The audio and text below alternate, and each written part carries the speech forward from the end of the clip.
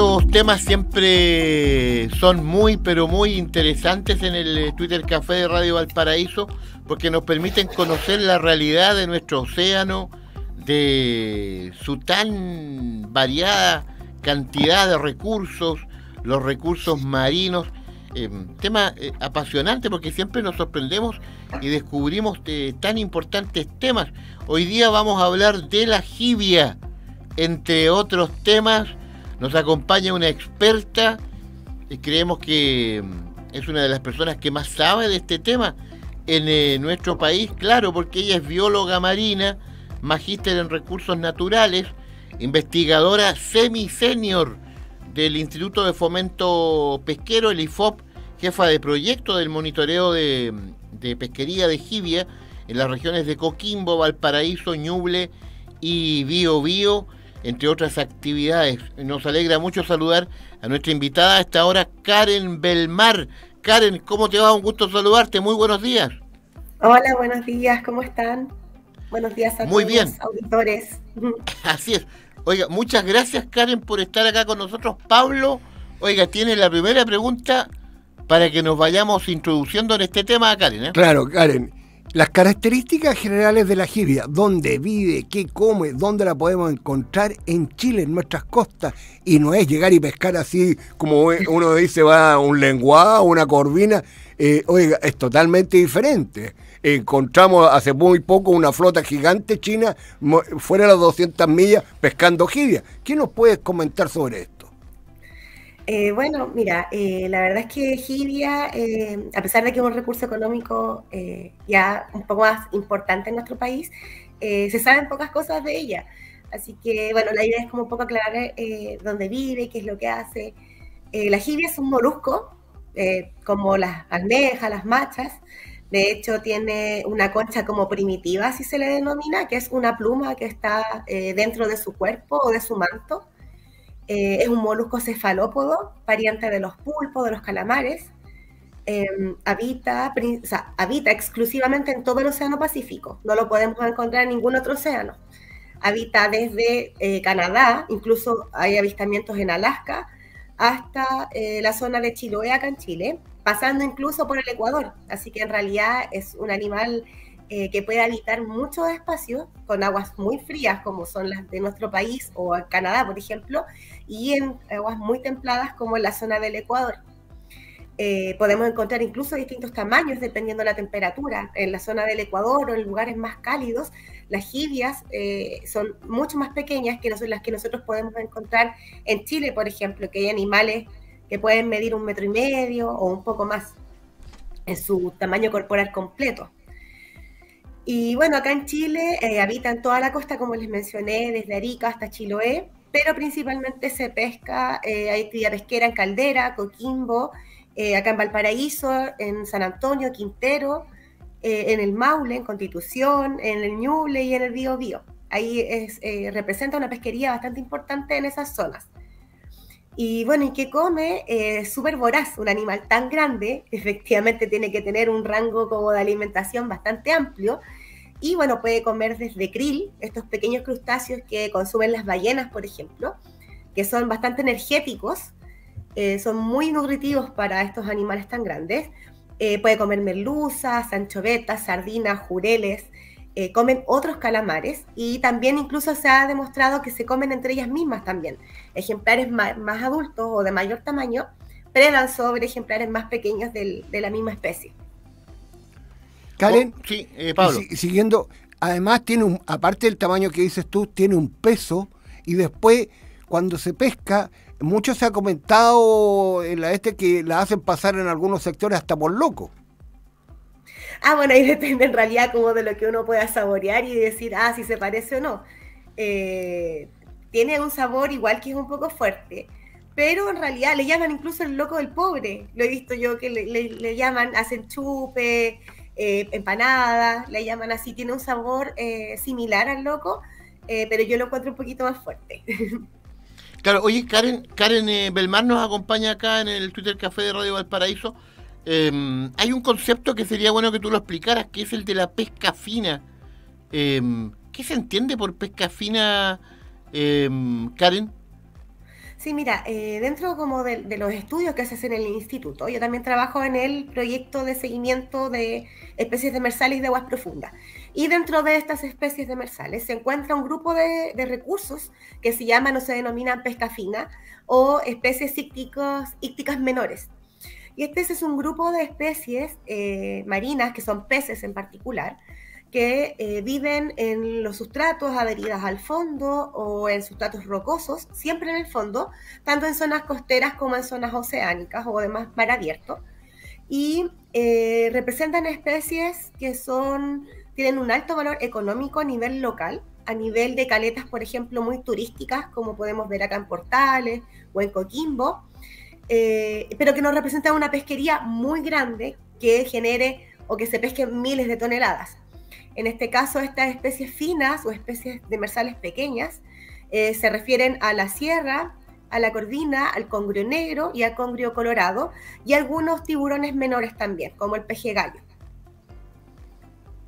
Claro que sí, Karen. Karen Belmar, bióloga marina, magíster en recursos naturales, investigadora del Instituto de Fomento Pesquero de nuestro país, nos acompaña acá en el Twitter Café de Radio Valparaíso. Oiga, Karen, ya lo planteaba Pablo, tú lo comentabas también, ¿cómo se consumen estos recursos? Tengo entendido que la jibia hasta hace algún tiempo, claro, era tal vez, llamémoslo así, menospreciada dentro de las especies, pero poco a poco ha ido adquiriendo un rol bastante importante, Karen, ¿eh? Sí, es verdad, antes, no sé, el 2010 hacia atrás, por ejemplo, se consideraba que la jibia era como un depredador, se considera más una plaga, como molesta hacia los otros recursos que sí tenían una importancia económica mayor. Pero en realidad se ha abierto un mercado internacional, gastronómico principalmente, que hace que hoy en día la jibia sea súper valorada económicamente y que también se generen además estudios que determinen como el valor nutricional que tienen. Entonces eso también ha ayudado a que hoy en día se consuma o se haya expandido más el valor gastronómico y podamos consumir, porque son especies o recursos marinos que tienen un alto valor nutricional proteico, hace muy bien al organismo y además tienen un valor económico menor en comparación a otro tipo de recursos, como por ejemplo la carne o otros pescados.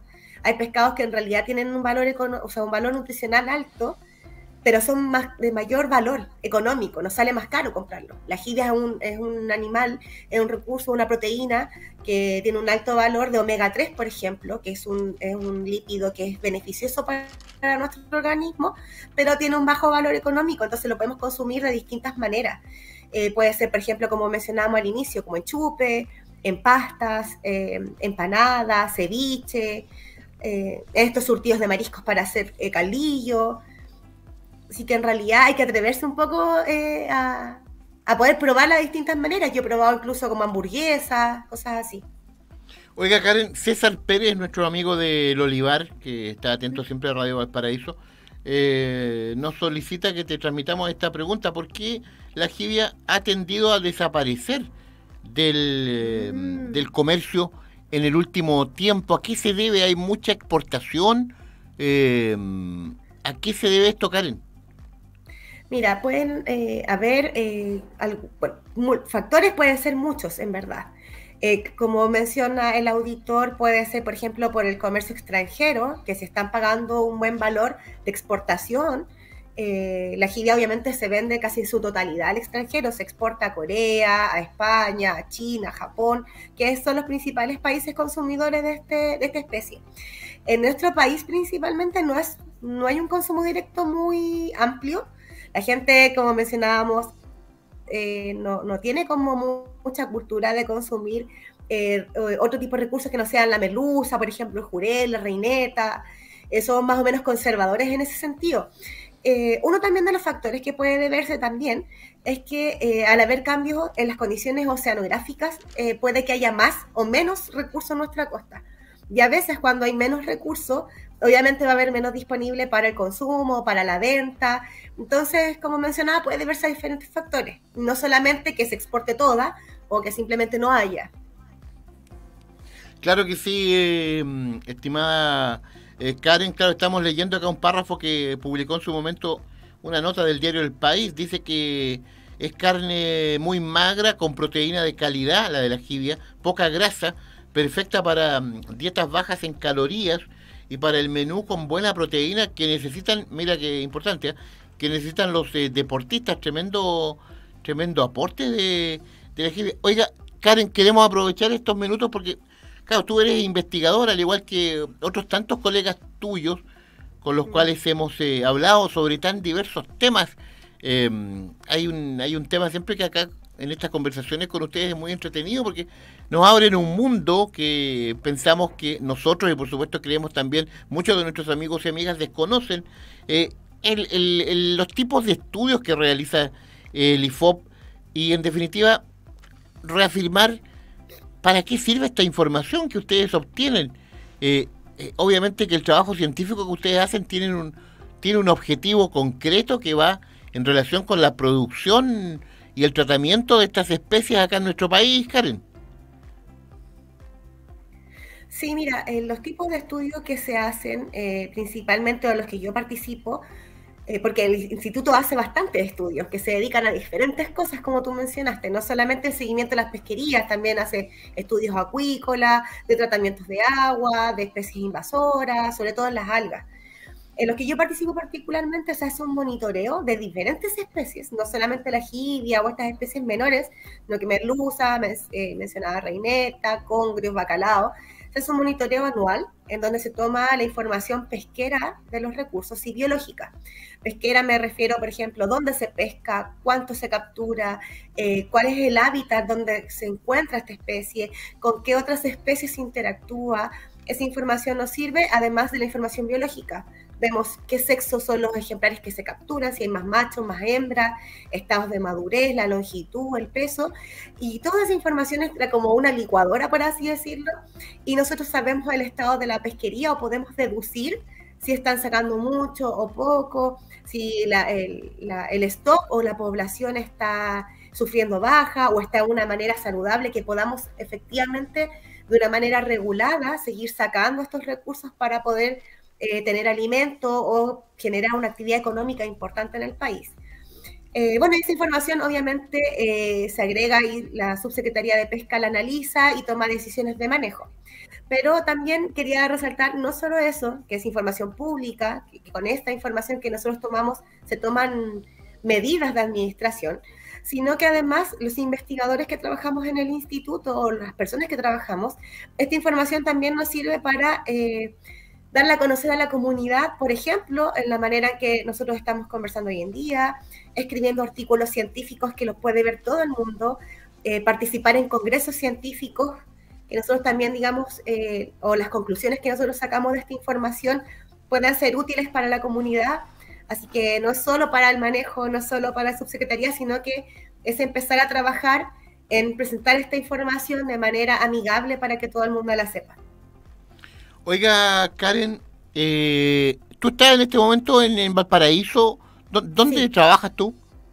Yo trabajo en Valparaíso, Ok. sede de Valparaíso, pero claro, habitualmente estoy viajando a los distintos lados porque los observadores científicos son los que toman la información en las distintas regiones y cada cierto tiempo los investigadores viajan y conversan con los observadores, analizamos los datos, vemos dónde están pescando. Correcto. Claro, tú lo has dicho en tu respuesta, nos preguntan acá también respecto de qué es lo que se hace en relación a las especies que están amenazadas. En eso ustedes siempre están investigando, ustedes investigan, pero hay otras entidades que tienen que adoptar las medidas, entiendo, Karen. Así es, así es. Nosotros la información la recopilamos, la analizamos, damos respuesta a lo que la Subsecretaría de Pesca nos pide. En este caso, por ejemplo, vemos cuánta abundancia puede haber, qué tipo de especies hay, cuál es la interacción que existe con el ambiente en algunos casos. Pero toda la información en realidad la toma la subsecretaría y ellos son la entidad pública que está mandatada por ley a dar la administración y manejo de estos recursos o en este caso de las especies amenazadas. Pero eso, como digo, lo hace la Subsecretaría de Pesca, no nosotros. Karen Belmar, bióloga marina, magíster en recursos naturales, investigadora del Instituto de Fomento Pesquero de Chile. Oiga, una clase magistral sobre la jibia. Aprendemos pero muchísimo contigo y con tus colegas. Karen, gracias. Un gran abrazo por estar acá en el Twitter Café de Radio Valparaíso. No, muchas gracias a ustedes. Nos vemos pronto. Chao, Karen. Que esté muy bien. Twitter Café de Radio Valparaíso. Nos separamos algunos minutos